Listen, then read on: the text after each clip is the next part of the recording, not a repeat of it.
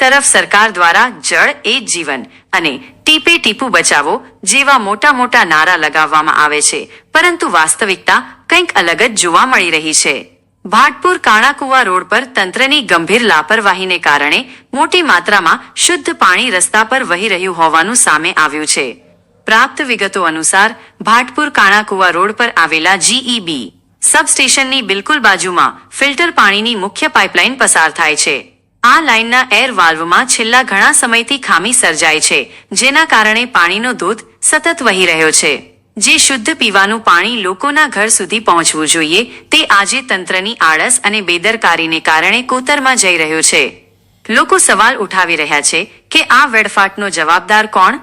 જો કોઈ સામાન્ય નાગરિક પાણીનો બગાડ કરે તો તેની પાસે દંડ વસૂલતું તંત્ર પોતાની આ આઘાતજનક બેદરકારી બદલ શું સજા ભોગવશે? સત્વરે આ એર વાલ્વનું રિપેરિંગ કરવામાં આવે અને કિંમતી પાણીનો આ વેડફાટ અટકાવવામાં આવે. શું તંત્ર આ બાબતની ગંભીરતા સમજીને જાગશે કે પછી પાણી આમ જ કોતરમાં વહેતું રહેશે? યુટ્યુબ ચેનલ લોકલ લાલોને સબસ્ક્રાઇબ કરો. નવા સમાચારના નોટિફિકેશન મેળવવા બેલ આઇકોન દબાવો.